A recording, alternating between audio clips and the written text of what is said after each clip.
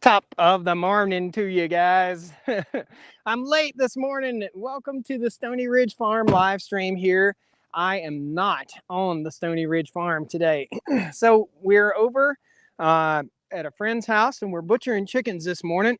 Just wanted to kind of take you guys and show you what we've got going on. I'm at my friend Tony's house right now. Tony's on the phone back here. I lost my drink. There it is. But we just got done processing 25 chickens, 24 chickens, excuse me, Cornish cross. We'll show you guys the chickens here in just a second.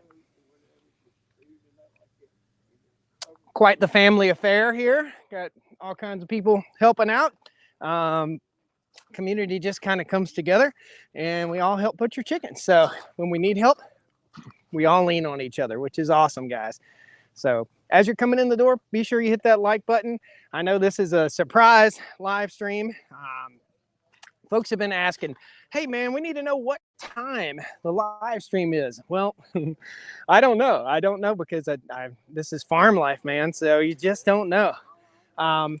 So we're going to take you around real quick and show you the entire setup, how we did this. I'm not showing you how to butcher chickens. I've got, 10 videos out on how to butcher chickens, but this will really help you to understand the process. We've got a bunch of coolers here on the back of the Raptor. So the way it works was the chickens were up here. We'll walk up here and show you in a mobile chicken coop. Tony has gone off of a different plan for his mobile coops than I have. I don't like them. I think they're way, way, way too heavy and cumbersome to move compared to my chicken tractor, which is made out of PVC that just slides along the ground. Check out this place though. What a beautiful, beautiful place. So awesome. And good to see you. Denise, Michael, Richard, good to see you. Looks like last year's butchering. Yeah, so we've got a specific way that I set all this up. Well, let's take you over here. Tony's using some of my feeders and waterers right now, but this is the chicken tractor, the mobile chicken tractor, and it's too heavy. I'm gonna turn the camera around and show you guys in case you're curious about raising your own chickens on pasture. I'd most certainly prefer the Salatin style chicken tractor over this monstrosity hillbilly pile right here. I mean, I just don't like this at all. So this is a mobile chicken coop. It has a rope on the front. You basically lift up and pull it that way, move it one block every 12 hours or every day, and the chickens get a new plot of grass. You can see this is where they were before, and this is where they were last night. All right, it's all about moving your animals, and I get it. But if you look at the wheels, this is why I don't like this design. It's too heavy. It's way, way too heavy. It's ridiculous. Look at the wheels. They're all cocked over this way. When you go to move this thing, in the wet, when the ground is really moist or wet, those become plow points, and this thing is nearly impossible to move unless you hook it to a John Deere Gator or something like that, or some sort of side-by-side, or a Honda Pioneer, which is what we're looking at for the farm. We've got actual chickens over here, and we'll take you guys over and let you take a look at the chickens in the mobile coop. Tony has been moving the birds around right here. I cut my finger, by the way, and this is my hillbilly Band-Aid. Guys, be sure you watch the temperature on that water. That water's heating up. Don't let it boil. Sorry, gotta yell. Sometimes, about at 180. So sometimes when you're running the show and you're showing everybody how to do everything, they just depend on you 100% for everything. So we're trying to teach these guys how to do everything so they can be self-sufficient. This is the second time I've come out and processed meat birds with these guys. So hopefully by this time they should be pros. So we're just doing a little teaching. These are the birds. This is the mobile coop. They've been sitting here for too long. Okay, you can look at the ground and just see. We'll go over on the other side where the lighting's a little bit better. So you got this tarp right here that helps cover the chickens.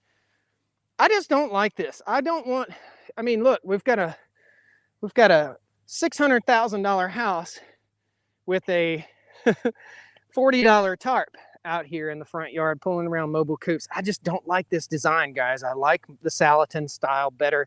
This is too much to pull around your yard. Don't do it, I'm telling you.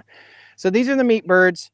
These are Cornish cross meat birds. They're not genetically modified or anything of the sort. They are just large breed birds. They're a mixture between a Cornish hen or a Cornish chicken and some other chicken. I have no idea, and I've processed a ton of these. Now you'll see all the feeders are hanging right here. They're hanging from the inside of the coop right here. That's a good thing. You want to get this up off the ground so the birds don't scratch it all out and waste it. And they stay on chick starter pretty much the whole time. But these birds are 5 weeks old right now, and they'll be ready to process in 3 more weeks. So Tony keeps buying birds and he just gives it away. It's pretty funny. I was going to offer this as a class. We'll turn the camera back around and talk to you guys. So I'll tell you what happened. I was going to offer folks the opportunity to come out and join us and learn how to do this. And it would basically be a donation to the farm to help cover our time and education. Education does cost time, cost money. So I was going to offer a chicken class where you'd take home 1 or 2 chickens, and you could bring your whole family out and learn. And I got a lot of negative comments, a lot of negative sentiment about that. People just didn't value my time, which was pretty sad. I don't know. So boneless chicken tractor. Yeah, I don't know what that means. Let's see here. I'm reading your stuff. Good morning, good morning, good morning, everybody. So anyway, we're going to offer a class, and I'm going to offer classes on my farm in the future, but we didn't get to offer the class this time. I did have some neighbors and friends come over, and everybody's learning today. So I'll take you down. We'll show you the processing setup. And the chickens are about ready to go into the shrink bags. Pretty simple stuff, guys. This is really simple, but it's all about workflow. So absolutely. I would pay to learn, says Kate. I mean, education, it's work, but it takes time and it takes money. I mean, this is a day of my life. So I don't know. I'll post it again next time I do a chicken processing, and maybe we can get some of you guys out here so you can learn with us. But I got a lot of people being really hateful and mean when I posted that on the website and on Facebook and on YouTube. So I just said, the heck with it, right? I hate that, but that's the way it was. So the chickens come in right here. They'll go to the killing cones. The killing cones are right here. You lower the chicken down in there, you cut his throat, and move on to the scalder. The scalder was sitting right here, okay? And then right beside the scalder was the plucker. So we'd scald the chicken at 155 degrees for about 45 seconds, maybe a minute. Then they go in the plucker, they get plucked. Then they would go into the gutting station, which is right here. All this is gone now. We take the innards out, and then we put our chickens in coolers down here, okay? So if we look right here, all the chickens are down there in that cooler, okay? There are 25 chickens, so each one of these 3 coolers are totally full, okay? Totally full of chickens. And that's how it's processed. This is the intestines and all the bad stuff, feathers, intestines, all that stuff. And typically, my neighbor here has a pond. So he'll take those and take them over in the pond, and the fish and turtles will tear them up, guys. So he doesn't have a compost pile, but that's how it works. So anyway, any questions you guys might have? Good morning from Oklahoma City, Michael Blum. I will ask my wife to drive me to see you process a chicken. Okay. Right on. Block the haters, please, says Randall. I just got a lot of negative sentiment when I was going to offer a class, and you got other, I'll just say this, man, you got other folks that are out here offering chicken processing classes that aren't going to be as straightforward as what I'm doing here. So if you haven't seen any of the chicken butchering videos, check them out. They're really, really good. I don't want to toot my own horn, but I've got a very good process and a way that saves time, money, energy, and everything flows just right. Okay, so cleanup's easy. Everything's totally easy. So anyway, good morning, Chris. Plague of Badgers. Good to have you. Denise, how did you get so smart, Josh? I'm not smart. It's just all about workflow, guys. That's what it's all about. It's not about being smart. I mean, anybody can process a chicken, but not just anybody can streamline a process that works really, really well. So that's what it's all about. That's what the videos are about. It's not so much about processing a chicken. It's about streamlining your process. So good morning, people. Don't appreciate what's good for them. Yeah, I mean, they just want to go to the store, buy their chicken, take it home, and that's it. Go buy rotisserie chicken. And it's cheaper to do it that way, guys. It's expensive to raise your own meat birds out here on pasture. But once you have them, you'll understand. You'll just totally understand. And you look at selling a full pastured meat bird at about $23. So, yeah, absolutely. Roy, well, thank you, guys. You don't have to flatter me about being smart. We just try to work smarter, not harder, and be efficient. Be efficient and intelligent. So, morning from Cali. Waiting to go to Tennessee soon. They taste great too. They are absolutely delicious. So, the next step here, and here's what I'm doing, guys. I just stopped what I was doing and walked away and started filming right here so that to see if they would take it upon themselves to start bagging the chickens. This is Dad right here. Doing all right?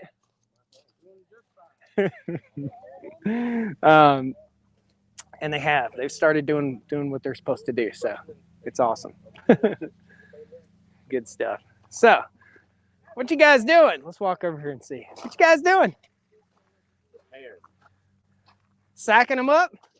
Let's turn the camera around, guys, and let you guys watch what they're doing here, okay? You don't want to do that? You don't want to do it?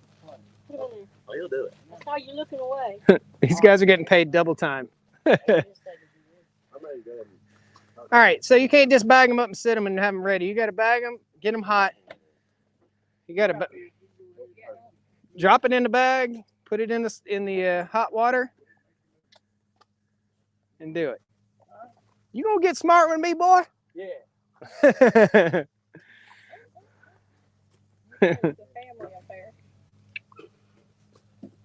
So anyway, we put one in a bag. These bags are a little bit large. We want the water temperature to be about where it is, so you can go ahead and take the lid off. What's that? Do we twist this before we put it in? Nope. Put it in, take it out, and then twist. Take the thermometer out first. There you go. Set it over there to the side, off out of your way. Lift that up. There you go. You got it. There we go. Now you need to, yep, hold it down with a spoon. You don't need that thermometer anymore. Set it over there. There you go. Okay. There you go. And that's it. It's ready. Bring him out. Lift him up.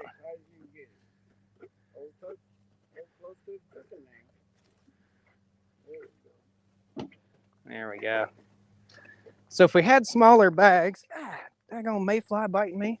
If we had smaller bags, these would be a little bit tighter and they'd keep a little bit longer in the freezer.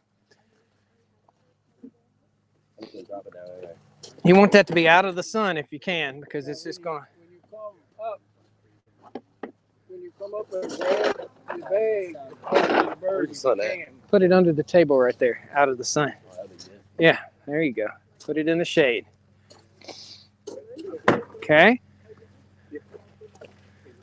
Now, when you go down in with your bag, go all the way down. Don't be scared to choke up on that chicken. In other words, get him down in there, mash it all the way down, all the way. There you go. About 10 seconds. Bring him out. Yep. Set your spoon down. The thing out of your way. Slide it down all the way down on that bag. Get all that air out. Your goal is to push the air out. There you go. Air is the enemy in the freezer.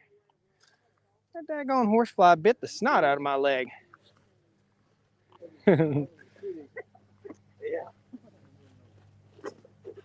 Thank you, Dad, for cussing on my YouTube channel, bud. edit. I can't edit. This is live. You are real-time live right now. Oh, good gracious. Dad's being a bit of a smarty pants today. Well, guys, I thought I'd show you a little bit of what's going on. That's kind of what's going on right here this morning on the farm. We're off the farm. I'm gonna let them go ahead and go to it. They'll get the hang of everything. It's not that complicated, but it's all about being efficient and intelligent as you do this process. So look at what you guys got going. Well, you got to choke down on it. You do, Roy. Absolutely. Ask the Amish, LOL. So, these chickens are for our consumption. They're not for sale, okay? So when you sell chickens, you have to follow. When you sell meat off of your farm, you have to follow certain rules. And a lot of people are really on this bandwagon about this Amish farm that is getting fined for not following the law. You have to follow the law. Now, is the law the right thing? Is that the right thing? Overcomplicating and over-regulating the process. Is that right? You want safe food, right? We all want to eat safe food. So if we, that's why the laws are in place there. So not to say that I like what happened to those Amish folks, but we all have to follow the same rules. We have to play on an even playing field. And I don't know exactly what happened. I haven't read any of the charges, but I'd assume that they just didn't have a USDA inspected facility and they were selling meat. You can't do that. You've got to, that's just the law. That's the law of the land. We live in a society. It's a governed society. It's governed by the people that we elected, and we elected them to make the laws so that our food is safe. So yeah, if you buy beef off the Stony Ridge farm, it will come from a USDA inspected facility. It just has to do that. So that's it. As unfortunate as it might be for the folks, the Amish folks that are going through that, and I hate it for them. But we all know the rules, and we all have to play by them. And ignorance is not an excuse. We have to play by those rules. So maybe they need to set the bagged bird down on something so they can get a close choke on the bag. Well, you just lift the bird up, cinch it down, twist it, and clip it, and that's it. So you don't need to set it down. You just need to, it's hot. Okay, so it's coming out of hot water right there. All right. True co-op USDA facility out there. I don't know what you're talking about. 250K fine plus looking at taking the farm, says Philip the Wise. You know, when folks get arrested or whatever, when people get charged with stuff, frequently it's blown out of proportion in the news. They're talking about the maximum fine that they could be that they could have. I mean, it's unfortunate. It is unfortunate. I think hands across America, they won't have to pay a dime of those fees, I wouldn't think, or those fines, because people are really, really reaching out and helping. So, yeah. You seem to be afraid of the hot bag. Well, you know, Dennis, it's like this. These guys are learning. They're learning. And as you learn, you learn what you can put your hands on and what you can't put your hands on. So as we get older, we also get a little tougher, a little more, as I cut my finger, a little more gristle in that hand, a little more calluses in that hand. So what I can reach and grab in hot water and what they can reach and grab in hot water might be two different things. So, but it's good to see, it's encouraging to see young people out here interested in this and doing this kind of stuff. Now, for another project that's going on right now, you hear machinery running in the background probably. There's a pan up here picking dirt up. Okay. Right there. See it? There's a pan picking dirt up. Tony's building a big pond over here for his farm. So yeah, all kinds of stuff going on. Tony's moving and shaking, man. Well, guys, I thought I'd bring you along, show you what's going on, see if we could get some of Dad's smart aleckness. Stay tuned for a future video. We'll be doing this again on my place. Also, we'll be doing some hogs. We'll be doing all sorts of stuff. But this is the live stream for today on the Stony Ridge. We're off the farm. Look at how much better that looks, huh? Look at this. Man, that's perfect. That is perfect. Yeah, absolutely perfect. What we got? We got, y'all got it perfected now. Look at there. Teamwork. There you go. Uh-oh. Somebody just crossed in front of the camera you guys haven't seen in a while, huh? So these will go into the deep freezer. Remember, if you're processing this many birds, you put 25 birds in your freezer, you're going to thaw everything out in the freezer. So think about that. Don't put it in there with your already frozen meats because it could thaw them out. Cool. Well, guys, I can't see the screen anymore. My phone's about to overheat. These guys are kicking butt, doing a great job. Thank you all so much for joining me here on the live stream today. We'll talk to you again soon. Maybe I'll explain to Dad what a live stream means. He thinks I'm filming and I can just cut everything out. It's funny, man. Yesterday, me and Dad picked about a 5-gallon bucket of figs, and I have figs dehydrating in the kitchen right now, and you'll see that on the future Food Friday. Awesome. Thanks, guys. We'll see you next time on the Stony Ridge. We'll see you tomorrow at my church on the Stony Ridge Farm.